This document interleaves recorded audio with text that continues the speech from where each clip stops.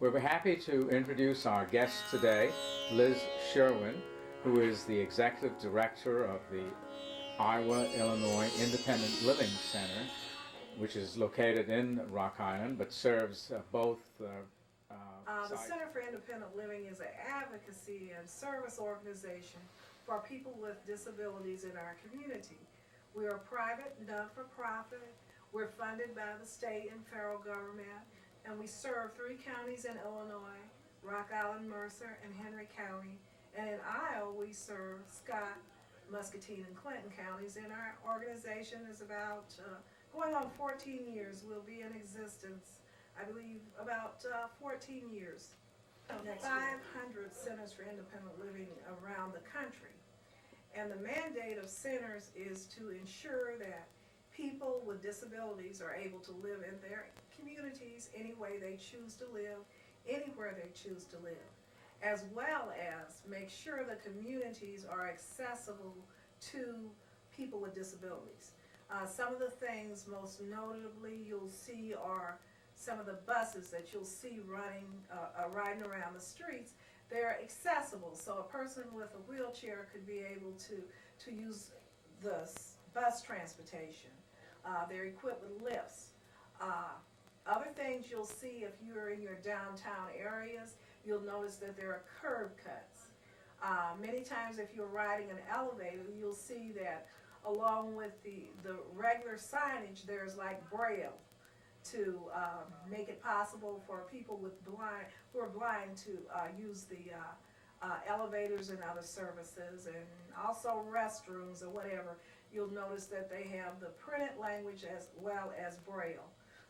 You will notice many times, I think some of the most notable is when the presidents and elected officials come to the community, they want to reach everyone, and you'll see people on the stage who are sign language interpreters. And they are signing, making sure that people who may be deaf or hard of hearing gets the message as well. So those are all the types of programs and services that our agency supports. We have people that go out and train the community and teach the community about the needs of people with disabilities. In fact, Centers for Independent Living are, by their nature, service organizations for people with disabilities. Into the legislation that created centers, pretty much like Department of Vocational Rehabilitation and those other funding places through Department of Education, it says that the majority of your board of directors have to have disabilities, and they cannot be all people who are blind or all that are deaf. We have to offer services in a cross-disability fashion. It also says the same thing for our staff. The majority of our staff are professionals that have disabilities. We have people who may be deaf or hard of hearing, blind, a mobility impairment. So centers reflect the community and the different types of disabilities. Therefore, their expertise is invaluable to communities when they're looking at providing services to people with disabilities in a manner that is appropriate for them. And another part of it has to do with language. Many times you'll notice in the newspaper, not so much now as in the past, they would talk about cripples or challenged or whatever. And that type of language is not acceptable. Centers for Independent Living promote what we call people first language. The person first, and then the disability last, if it's even necessary to address that. But mainly, people with disabilities are part of everyday life. They should be given the same opportunities and afford the same dreams to succeed as well as fail that everyone else does. In recent years, where we're seeing more and more people with disabilities out in the public, what do you attribute that to? I think a lot has to do with the changing attitudes about people with disabilities. The people with disabilities, or we people with disabilities in our community and in the nation, went through something similar to the civil rights movement for African Americans in the 70s. What they found out, and they took a lot of premises from the civil rights movement and the women's rights and consumerism and all those movements, and they started saying, well, you know, people with disabilities should be able to determine their destiny. It should not be left up to doctors and psychiatrists. We should have a voice in what is done to us, or nothing about us without us. And that's kind of the premise of some of the things that occurred in our country.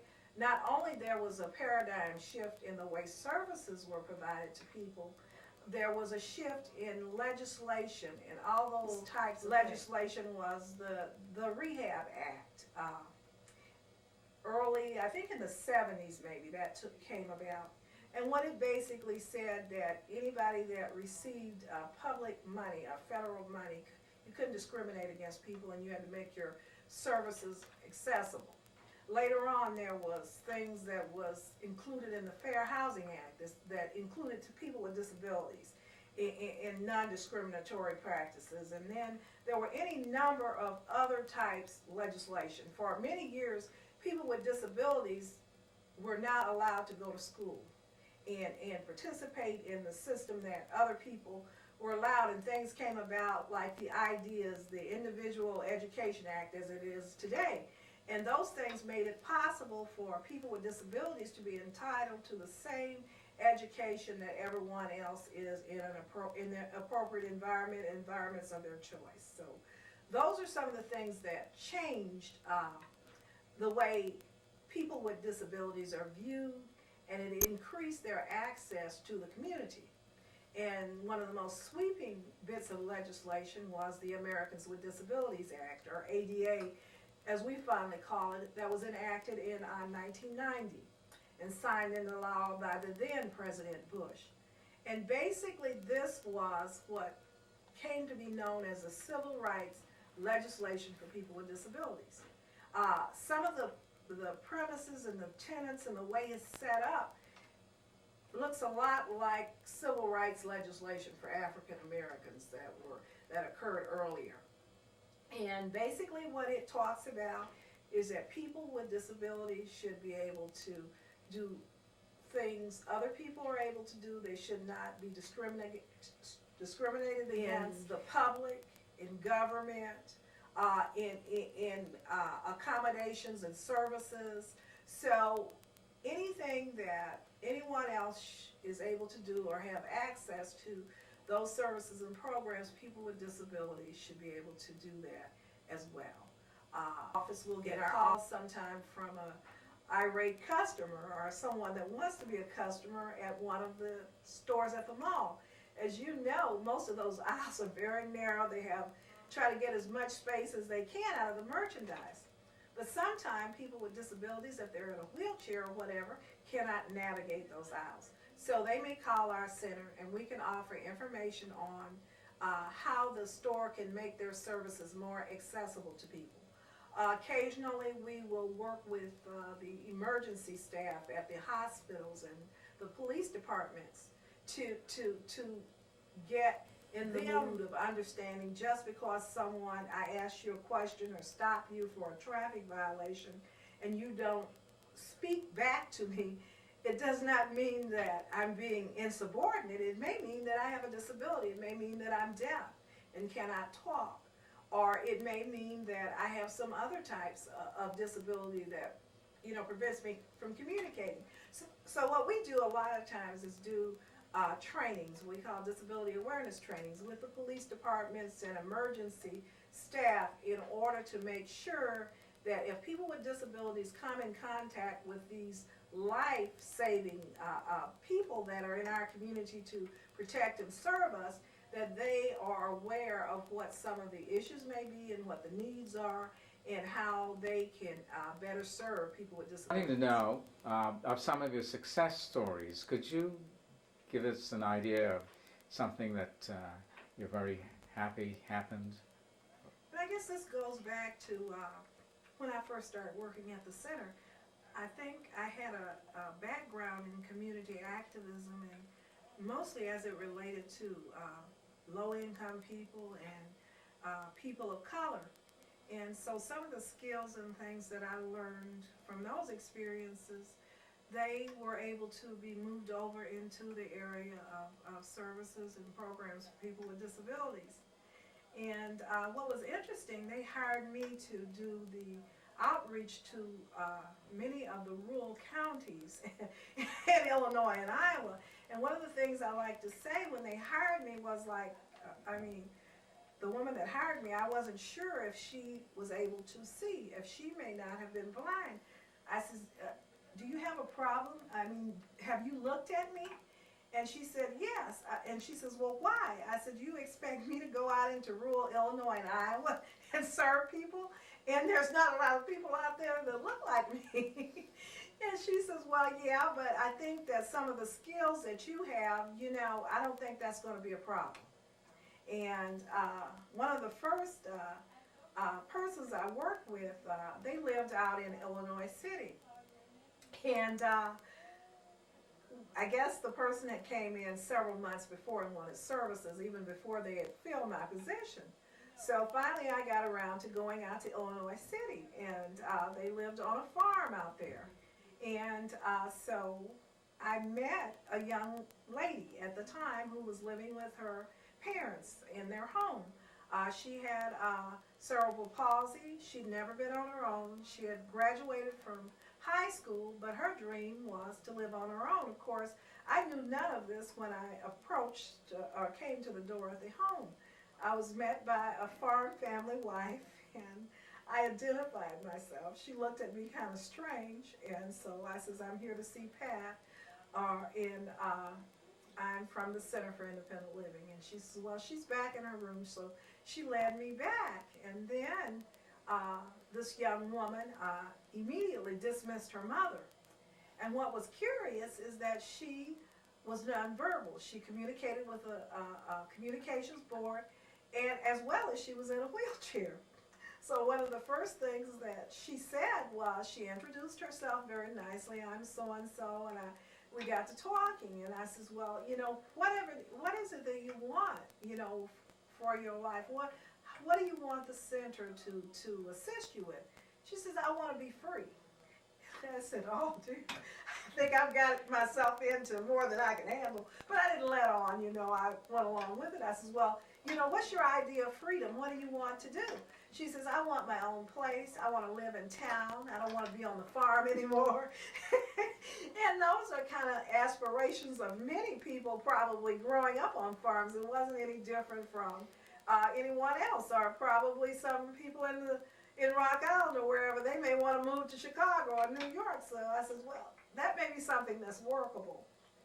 And so we got down to business, and we talked about responsibility. What is a person's responsibility if they have these dreams and what they want to accomplish? One of the first things I asked, I said, what about personal care attendants? I said, who handles that for you? And she says, well, my mom. I says, well, if we're talking about moving to Rock Island, do you think that your mom is going to come up there and take care of you and do those things for you? And she got to thinking. She says, no, she probably won't. I says, well, we need to, that's one of the things we have to talk about. We have to talk about money. How are you going to take care of yourselves and all that thing? So we worked with this young woman about 3 years, and we found a personal care attendant for her. We worked with her on getting benefits and services and just all kinds of things in place before she could look at living in her own apartment. And after about 3 years, in fact, she has her own apartment. And she has a beautiful apartment. She has people that are able to come in and assist with her daily living skills. She's become a great advocate for people with disabilities. She's always sending letters off. She's very computer literate. So she's always sending letters off to the governors or the state officials about, any inadequacies in programs and things. And to close the story, I was over at Metro, and they were doing a car wash to raise money for the youth. And my sister had talked me into going down and getting my car washed, which of course I never wash my car. And so I saw this blonde head in the middle of the sea of African American people. And somebody, she was waving at me. And I said, my God, what is she doing down here? And so I go over, she's over there helping them take money. She said she volunteered with them. And I says, well, how did that happen? She says, well, one of my care attendants is real active with Metro, and I come down and help out too. And so To me, that is a success story. That is a person that had a dream and they realized it, and they not only made things possible for themselves, they're trying to ensure that other things happen for other people. Right now, she has been president of a residence council. She has traveled to many state locations and talked about the needs for people with disabilities and how programs should be accessible for people with disabilities. And she's become an asset not only to our community but for the state of Illinois as well. If someone was listening to the program today wanted to contact you, what should they do? Our office is located at 3708 11th Street, Rock Island. We're kind of between Town and Country and the Watchtower Plaza.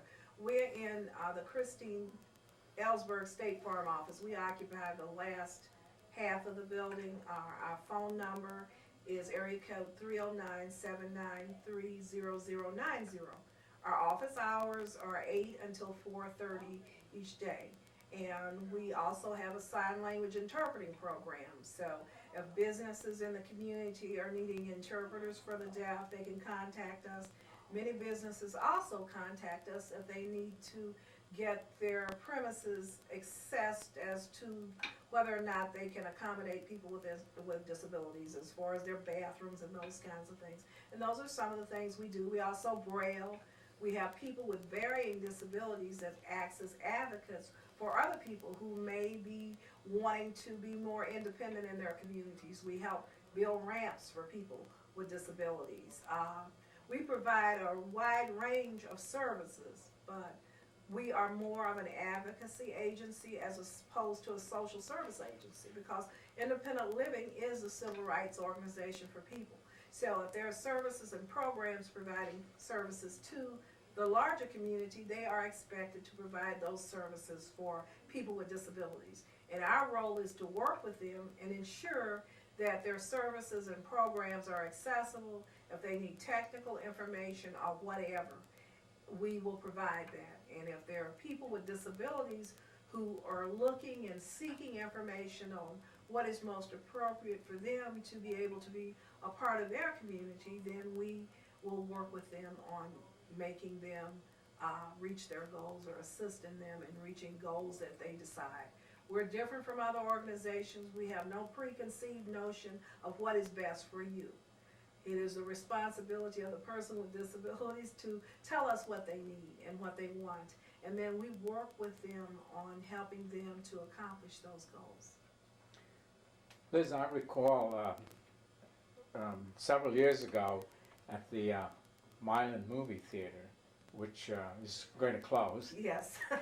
That there were several people who were in wheelchairs, and it was inaccessible.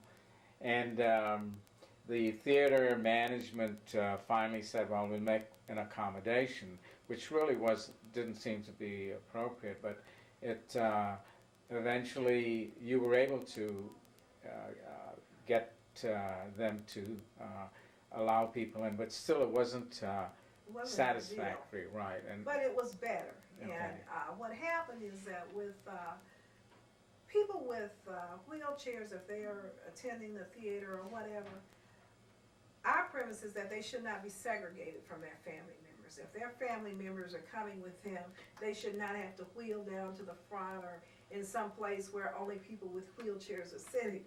They should be able, like me or you, to come to an event or a program and share it with their family as opposed to isolation. So we got some things worked out with the theater, and it has to do with the construction of the theater. And many of the other services and the agencies, when they construct their buildings, they many times leave it up to architects or whoever to determine what the law says. When it's true that you cannot make your place accommodate everyone, but if you take the time to get the expertise of the people that are actually going to be using your facility, then you're going to come out a lot better. And you're not going to build $1 million facility and it may cost another, few $1,000s or more or in some cases like that theater, it would have cost a lot more to make it accessible. So when you're doing your construction, that is the point of time. When you're looking at your blueprints and talking with your architect, that is the time that you bring someone with disabilities in to look at them, to kind of give you an idea of, well, yeah, that's true, but wouldn't it would work a lot better, because these people live the experience every day, and there's no way that you can, account for that, even in a plan or anything, or even what the law says, if you don't take into consideration the human aspect of it and what's needed. So our center tries to make sure that at least the human aspect is there, and the face of disability is there when we are working with businesses and communities to make sure that people have access to their communities. And one of the problems that people encounter is, as they grow older, they also have difficulty in reaching up to items that they were used to before. And would you consider helping those persons too? Oh, definitely, yes. We got an older blind grant last year to assist people who are blind, and the state of Illinois gave us $5,000 to buy different types of things that will help people who are low vision, that are over, that are older people, and it's there for them to take. I mean, we have all sorts of things where the print is large, or measuring things, weights, all these types of things, and if they contact the center, we can give them to those free of charge if they are in Illinois. We also have a lot of catalogs and information on different things that they may not have a name for it, but if they come in and tell us what it is they need, we have access to different systems like the Illinois Assistive Technology Network that have all kinds of information on different types of assistive needs, the more high-end things as well as those low-tech things that make people more comfortable in their homes. And one of the things, when you mentioned, many people, when they buy their home, they're not thinking about, these 5 steps up and 15 steps to the basement. And so we get into the game then of, if one of the people or persons or someone in the family becomes disabled and they need access to their homes, you're not going to maybe not necessarily want to go out and sell your house if you've invested all your time in it. You may like your neighbors, you may like your neighborhood. So we look at how that we can make the house accessible so you can get in and out and get to your appointments or whatever. And so we have people that build ramps for us. The only problem with that is we have limited dollars. I mean, we've been able to access money from foundations, but the larger, most continuous grants we don't get. In fact, this year, the city of Rock Island, they were only giving us $1,000, but they took that away. And right now, we have a list of about 4 people, I believe, in the city of Rock Island that needs ramps. And so we're struggling and working with AMBUCs and other people that will build for us at no cost, and then trying to beg and borrow and find money for at least the materials and supplies. So, once people get to a point where they have issues and they have problems getting around their homes, it's a very tragic thing if a person, just because they don't have access to a particular piece of equipment or there's not a ramp in their home, that they end up having to go to a nursing home. And it's a lot more cost effective to keep a person in their home as opposed to a nursing home. But it seems like the powers that be, or at least the legislation and the policy of government, has not got to the point where they recognize that people in their communities thriving and being participatory is better than having people warehoused in nursing homes or other locations. Not to say that nursing homes don't have a value, because they do. But if a person is able to live in their homes cheaper, then they should be kept in their homes. with the appropriate services. And on one point, perhaps you can clear up. You know, when people see others with disabilities, some people assume that, well, perhaps they were born that way, but you have many people in your organization also who have been victims of accidents, or people who fought in wars, veterans who are now disabled. Mostly now with the RAMP program is generally mostly people who are either older, you know, who because of their age and stuff, their body deteriorates. And it's also people who are newly disabled. They may have been disabled in a car accident or on the job, or just, you know, acquired some other disabilities as, you know, they got older. So I think one of the things is one disability advocate, and I like to hear him talk, and I can't remember, he said that disability was one of the things that we all, you know, can become in the wink of an eye. Why? It's just that they're not able-bodied and disabled people. It's that anyone can join the club at any moment.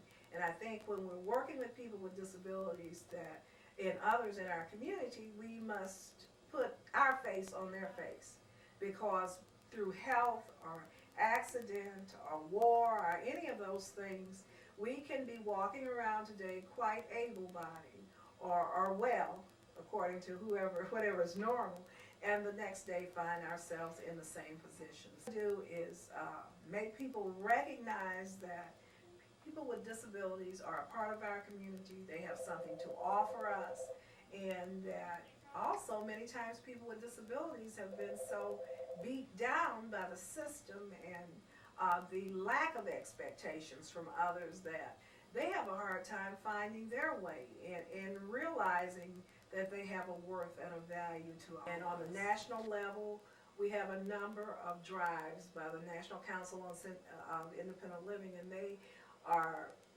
the kind of watchdog or the organizing force behind all the centers in the country, the 500 centers. Most of them are members of this big group, and we have our headquarters in Washington. And what we do is out there try to address issues of policy on the Rehab Act, ideas, all those legislations and laws that are in place that affect people with disabilities. They try to be a watchdog and mobilize us when there are threats, especially when there are issues with the Supreme Court and their decisions. Sometimes they've handed down good decisions, other times there have not been good decisions. So we try to monitor that to make sure that the Americans with Disabilities Act is not further weakened by the decisions of the Supreme Court. Well, thank you very much, Liz. I want to again let our audience know that Liz Sherwin is Executive Director of Iowa, Illinois Independent Living Center, and is part of a statewide and a national organization too. So if you have any questions and you have any concerns regarding persons with disabilities, you should call Liz at area code 309-793-0090, or stop off at our offices at 3708 11th Street, Rock Island.